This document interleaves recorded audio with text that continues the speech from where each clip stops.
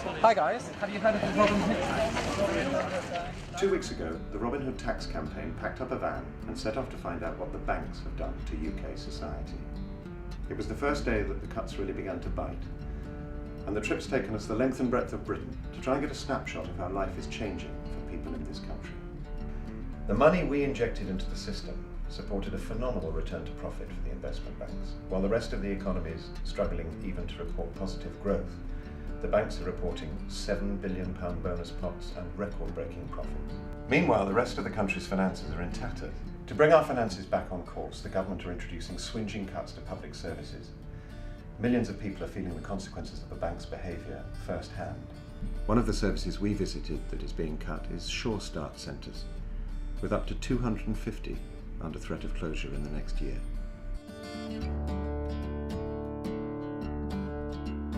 The proposed cut to Payne Green is of 1.1 million, which is about 56% of our budget. For us, obviously, that would be devastating. To take more than half of your budget means that you are taking staffing, taking services.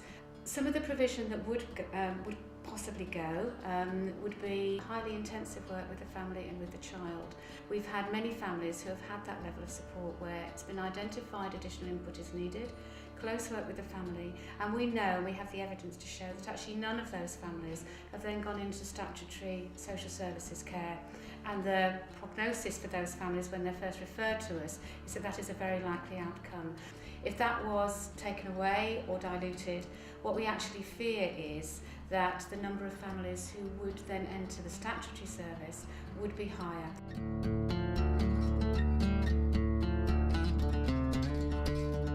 We are not all in this together. Some areas of the country are disproportionately feeling the pain.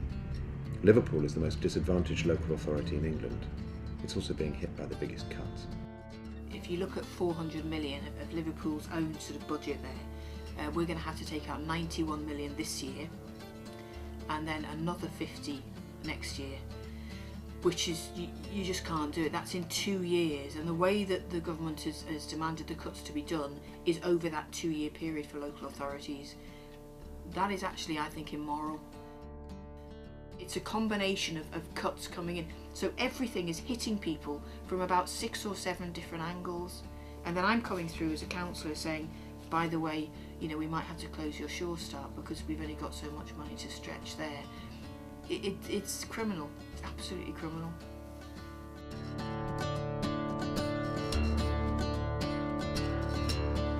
From job seekers allowance to housing benefit, a child benefit, some of the most vulnerable in the UK society are set to be hardest hit. Disability living allowance is set to be cut by £1.2 billion. We met Kayla Franklin to discover what these changes will mean for all of us. Anybody's life can change in a split second. You never know when someone you love will be diagnosed with cancer, or that your child will be born prematurely and need special care, or your parents get ill younger than you thought. And it's only when people enter into that situation that they tend to realise how much we rely on the welfare state. People have paid for those benefits all their working lives, or they've paid on behalf of their children. And to take that welfare contract away without being very open with the British public that that's what's happening is a serious injustice, whichever political party commits it. These changes will fundamentally affect the lives of millions across the UK. But there is another way. We know that investment in people and services works.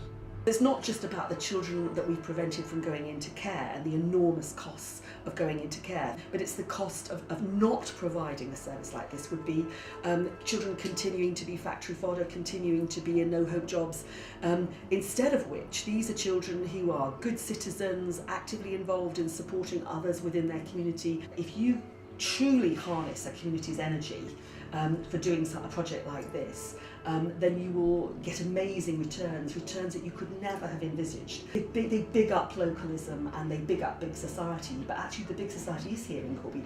People are prepared to give and support other people. If people care about services, they will fight for those services, and so they should.